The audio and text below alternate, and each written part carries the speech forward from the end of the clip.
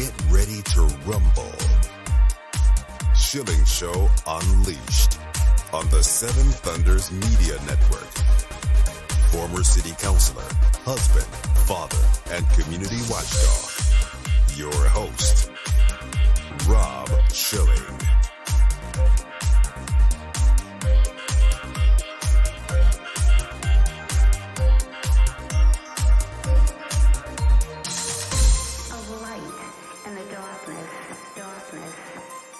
Welcome to the Schilling Show Unleashed Podcast. Remember, your direct support makes our show possible, and you can directly support this podcast by visiting schillingshow.com and then clicking on the Patreon banner at the top of the page to make a monthly contribution. We appreciate your support. The Schilling Show Unleashed Podcast welcomes Allan Stevo, a liberty activist, the best-selling author of Face Masks in One Lesson, Face Masks Hurt Kids, the Bitcoin Manifesto, and several other books. He's a frequent contributor at LouRockwell.com, has written for The Hill, Daily Caller, Mises.org, City Journal, The New York Post, and many others. Today's topic is living free, even in California. Boy, that's a tall order. Allan Stevo, great to have you on the Schilling Show Unleashed podcast. It is so good to be with you. It's been a while. Thank you so much. It's been too long. So I want to talk, just kind of get an overview, because I'm a native Californian, although I haven't lived there for 25 years. But a lot of my audience is curious about how things are from the bird's eye level in California. As we look at the politics, at least from the national level, things look pretty rough. Are they as rough as they look? You know, I think there's a lot of losses and a lot of victories happening. There's things, I'm in downtown San Francisco. I walk down the street, and the impact of the corona communism is with us so heavily, where many productive businesses have left, and the just ways the government incentivizes homelessness and drug abuse and things like this, and just really, really awful things in society, the ways they're incentivized, it's just like grown over the past several years, to the point where, you know, even the recorded official COVID death count was nothing compared to the fentanyl death count or the various overdoses. I'm not going to pretend that everything is rosy, but the successes I'm seeing, the victories I'm seeing, it is so exciting, and it's nothing you would ever hear about on the news. Well, this is what I want to get to, and I do want to hear about the successes and the victories, because that's the great point of our conversation, is that good things are happening in California. However, I just want to confirm just the way that San Francisco, particularly, it's interesting that you're there, is being portrayed. There's drugs on the streets. People are openly defecating. Businesses are leaving in droves because of the progressive prosecutor and so forth, and a lot of stores are just closing down. So is that really the general overview, aside from the good things that are happening? If we went there today, is that what we would see? You would. And the progressive prosecutor, Chesa Boudin specifically, was replaced in a recall election, which is kind of a neat thing, because the Democrats will periodically blame radical Republicans for doing such a thing, but that wasn't the case. It was the unions were against this guy. The Democrat establishment was against this guy. They wanted to blame him for all the ill that had taken place. Similarly, the school board would not deal with. They spent their meetings talking about what the schools should be named, and they wouldn't deal with the most basic aspect of education. Again, the Democrats, and they love to blame, they say this was a win for the radical Republicans who did it. It was Democrats. Democrats attacked Democrats. They said this is too far. It's gone too far. It's not going to happen anymore. Even within the Democrat Party, there's a pushback saying we're not doing this anymore in San Francisco. So this is one of the good things that's happening, and I think it's instructive to us. We here in the Central Virginia area in Albemarle County have a George Soros-backed prosecutor who's been a disaster. But how has the successor worked out? I know it hasn't been too long since the recall, but are things getting better? When I see a police officer, I'll pray for a police officer. Yes.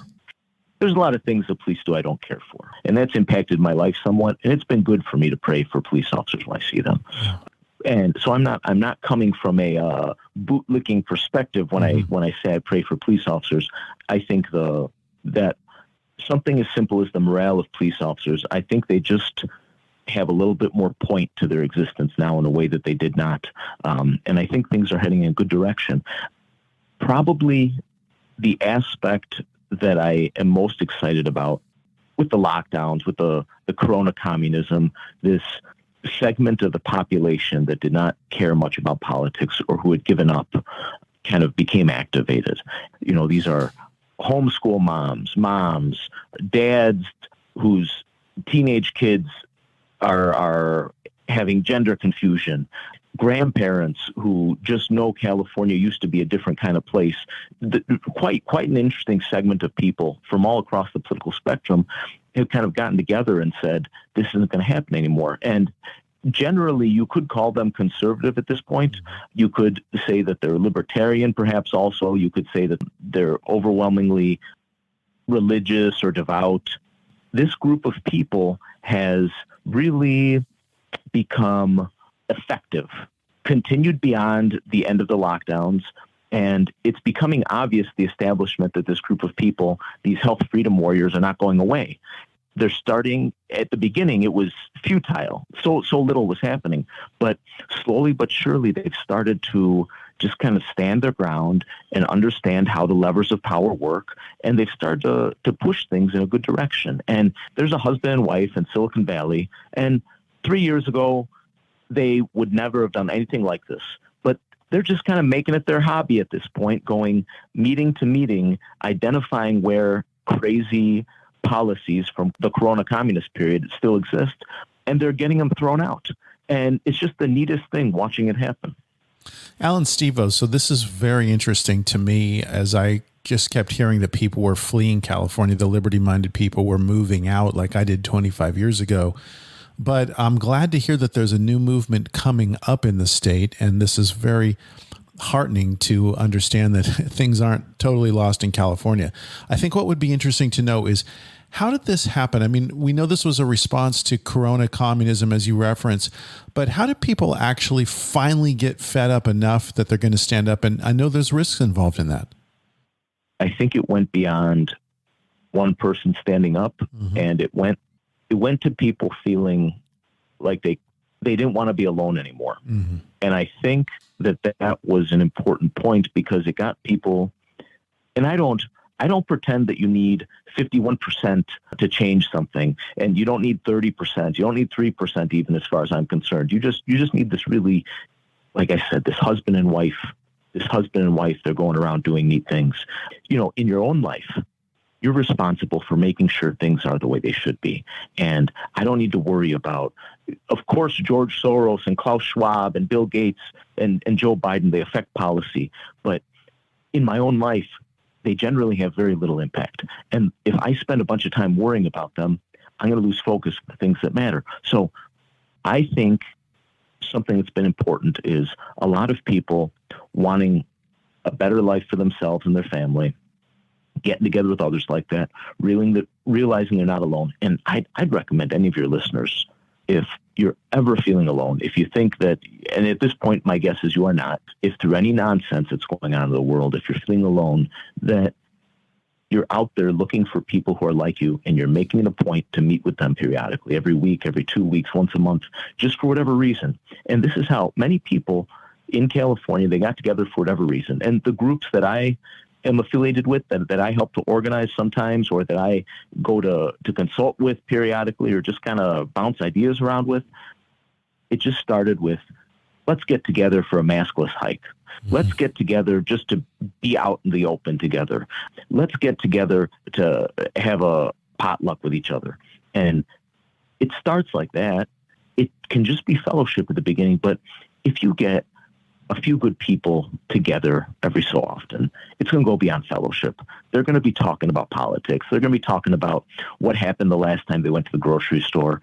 And before you know it, they're going to be backing each other up. And it's going to turn into a lot more. And that's what I saw over and over again. That I remember my high school chemistry teacher, he said, if you take this much uranium in a pile over here, and you take this much uranium in a pile over here, maybe it was plutonium, I don't know, but some kind of radioactive substance, and you leave them in their own piles by each other, they're fine. But if you move those two piles too close to each other, you're going to get a chain reaction. They won't be able to stop.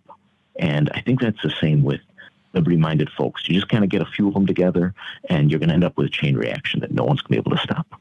I'm so glad that you brought this up, Allan, because over the years, probably the most common question I've faced from my radio listening audience is, I want to get involved. I want to meet these people. I want to find like-minded individuals, and people are islands and they're feeling really bad about it.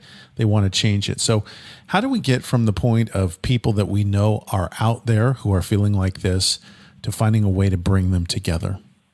I think this is such an important issue you're bringing up. I'm so happy you went here, because I think it's easy. It's really easy to say it's somebody else's job. And it's easy to overlook this little detail you've just brought up, because it's so, go hang out with a few other people. That seems like such a frivolous thing. Okay. It seems so easy to overlook. We live in this period where you're not a member of the congregation. You're a member of the audience, even in church. And I don't mean to criticize praise bands or anything like that, but there's some, even in church, it's kind of pushed on you. Like, you're just an audience member. Just be happy there. You're part of society. You're to be the receiver of the media, not part of the media. This is changing a lot, right? There's all kinds of different situations where people are saying more and more, no, I'm a part of it. I'm not just an audience member. With civics, with interaction with government, with your role in the world, I think it's really important for you to be able to say, I am a part of this. It's as simple as saying, I'm going to take responsibility for looking for people like me in the world around me. I'm going to take responsibility for making sure that there is a group of people like me around me. In some regards, you're putting together the choir to preach to, you're putting together the choir that's going to preach to you, and you're going to, whatever it's like, the whatever kind of group of people you identify with, you're just kind of keeping an eye out for them. And you're not ever letting a good person get out of your sight without you exchanging phone numbers. This is weird to ask a stranger for their phone number, but if you say something like, hey, how do I keep in touch with you? And you pull out your phone, it'll do the job. It's, hey, what's your phone number? That sounds kind of weird, maybe. How do I keep in touch with you? And it's a different time than it was 5 years ago. It's not 1992 anymore. It's not 1986 anymore, where we have these phones. We occasionally meet interesting people, good people who we know we resonate with. I want to say it's your job right now to make sure that you're keeping in touch with them. Then it's your job, second of all, 2 weeks later, 1 week later, hey, I'm going to go hang out at a park. I'm going to go have fill in the blank. I'm going to go have a cup of tea with a few friends who are like-minded. Will you come with me? I'm going to have people over for a barbecue. I'm going to go for a hike. I'm going to go make cucumber sandwiches. My neighbor's doing a thing. Would you want to come over? And if they say no once, doesn't matter. If they say no 10 times, it doesn't matter. You continue to reach out to them. Hey, you want to go do something? And it just becomes your job, I believe, right now, where the world wants us to not have community with each other. And this key to Corona communism was, how do I split people apart? How do I separate families? How do I drive wedges in between people who used to really love each other? And now it's your job to respond to that by saying, how do I build more community around me? And if you don't have it already, you're the one who's going to do it. That's very important advice. The Schilling Show Unleashed podcast. Our guest, Allan Stevo. We continue in just a moment. Schilling Show Unleashed. BorderHawk.news is a one-stop shop with the latest news about immigration, nationalism, and globalism. The BorderHawk staff daily curates immigration news stories and, in the fashion of the Drudge Report, updates the site with cutting-edge content and original first-class commentary. BorderHawk.news highlights national and international media reports, tweets, and nuggets buried in local news blurbs, polls, video clips, and policy research. BorderHawk is pro-legal immigration, pro-rule of law, but against an unsecure border, as countless Americans have suffered violence at the hands of criminal illegal aliens. And an increasing number of Americans are concerned about how mass migration affects their daily life. BorderHawk.news will remain on the forefront of the immigration issue with a buffet of info to read, evaluate, and share. Bookmark BorderHawk.news. Add them on social media at BorderHawkNews on Twitter.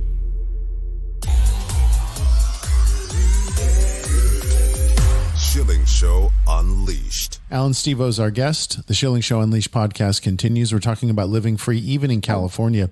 I've been very concerned also about the education system. We're a homeschool family, so we're not subject to it here. But when I hear the things going on in California, I'm super concerned. And so outside of the homeschool community, how do we capture, I'll say, younger youth liberty activists because they're subject to this intense indoctrination in the government schools?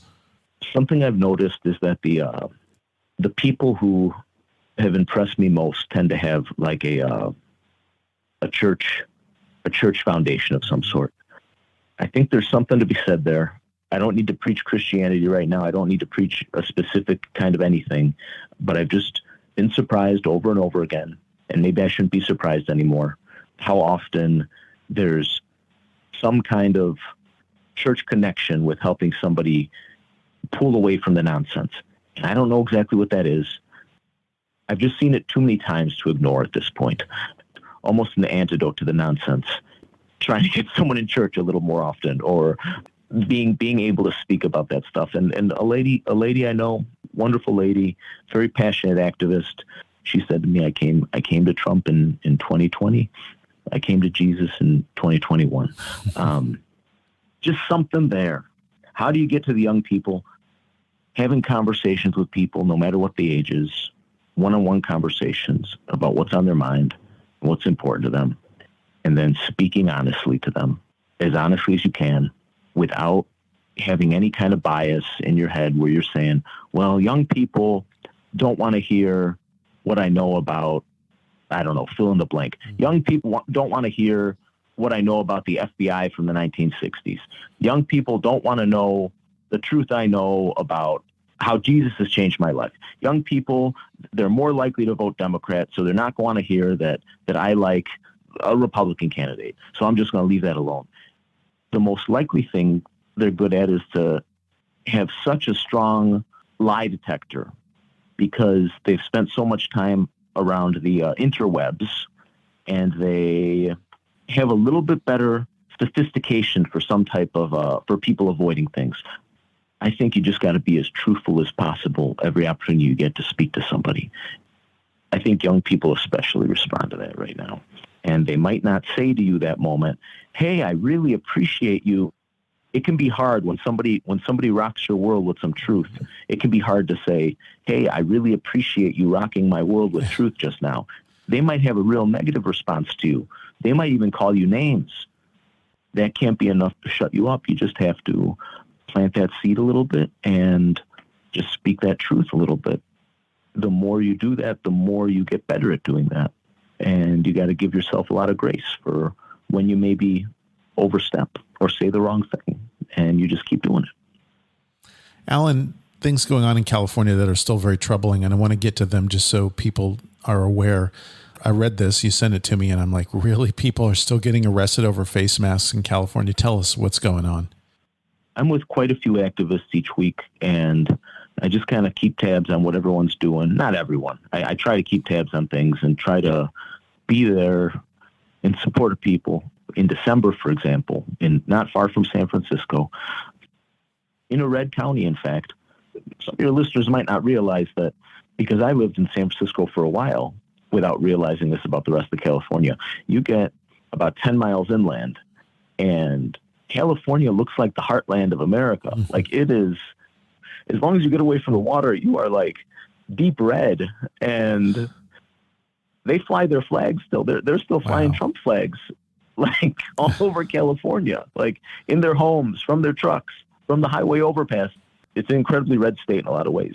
The population, it's the largest conservative population of the country of any state. It's the largest libertarian population of the country of any state. It's the largest devout religious population of any state in the country. And it's just important to keep in mind that it's not what the media wants to portray it as this place that you should give up on and this place that you should run away from, when it's like this neat opportunity to like fight on the front line in this important time we're in. So these people 3 years ago, they wouldn't have even imagined doing things like this. There's a man walked into a UPS store in a red county, tried to mail a package with no mask on. This was December 2022, still going through the courts. tried to mail a package with no mask on. They said, you can't be in here with no mask. And he said, that stuff ended 1 million years ago or something like that. Yeah. And he records it all. And from the recording, the police ended up being called because the owner said, anyone comes in with no mask, you're calling the police immediately on them. And he said, well, I'd like to talk to the police too. Don't I have the right to be served? The police said, well, they don't want to serve you. And I agree with you politically about this thing. I think this is a bunch of nonsense, but if you don't leave, I'm going to have to arrest you for trespass. He said, well, I don't want that. I'll just go somewhere else. And he left. The police officer said, well, come on back. Let's fill out a form about what happened here in case you ever want to bring this into court. He stood by the police officer. He starts filling out the form. And then he says, what's your name? Well, I don't want to say my name. I thought you were going to fill out a form for what happened here, all this stuff. I'd rather not fill it out. I'd rather not do all this if I have to give all my personal information. The police officer said, well, you're under arrest now for obstruction of, I don't remember what it is, obstruction of something. If he would have just walked away when he knew it was time to go home, instead of saying, oh, let's go talk to this nice police officer on the curb for a few more minutes, that wouldn't have happened. Or Ann Colton, she ran for sheriff incorrectly. She got arrested in her driveway in March. I can go more in that, but there's a number of stories like these where the system is understanding that the activists are becoming more effective.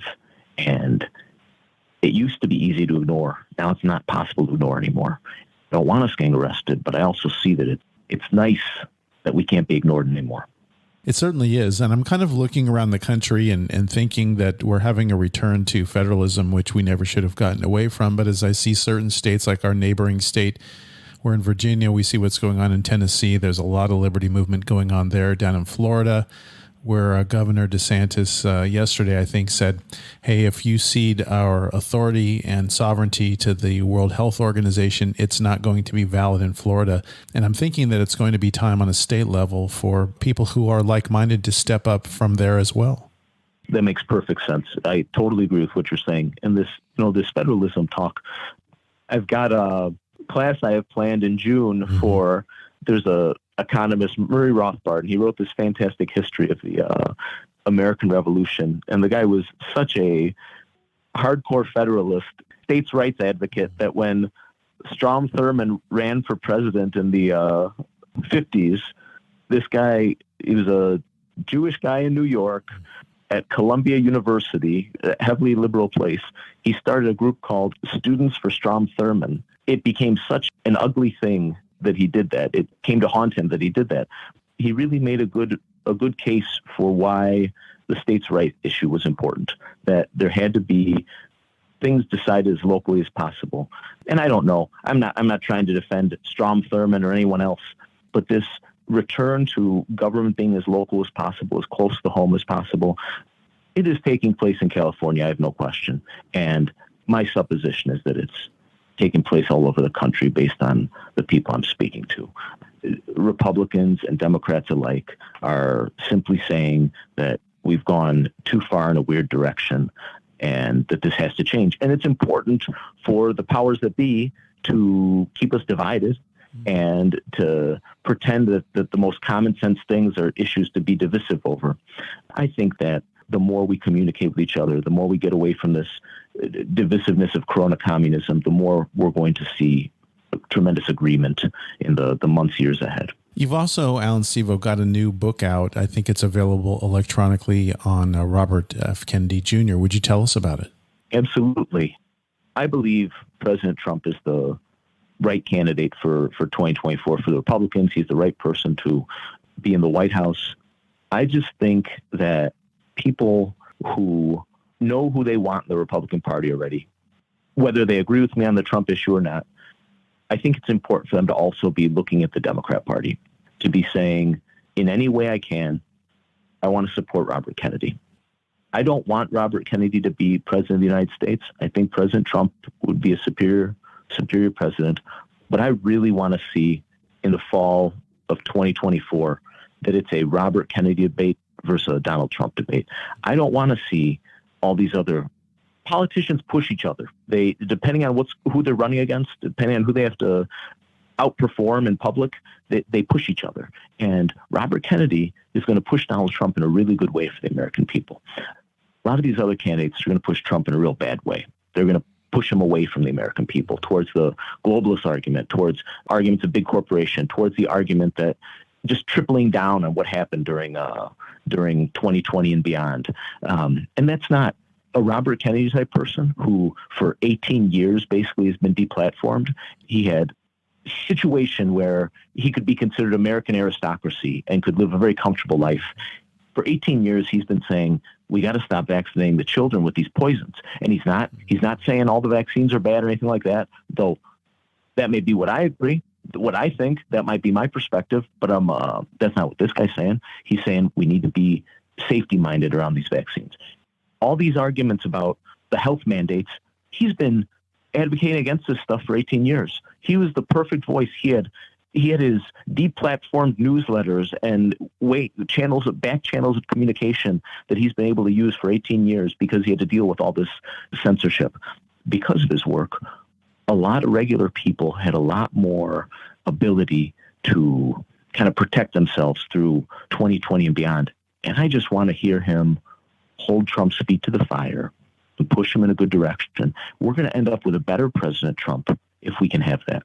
The book about this, it's a quick read. You'll read it in half an hour. It's called The Case for Robert Kennedy. And perhaps even by the time the listeners hear the podcast, that the print version will be up and running. But it's on Amazon, and you can get it for free on my website, realstevo.com/case for Robert Kennedy, realstevo.com/case, CASE.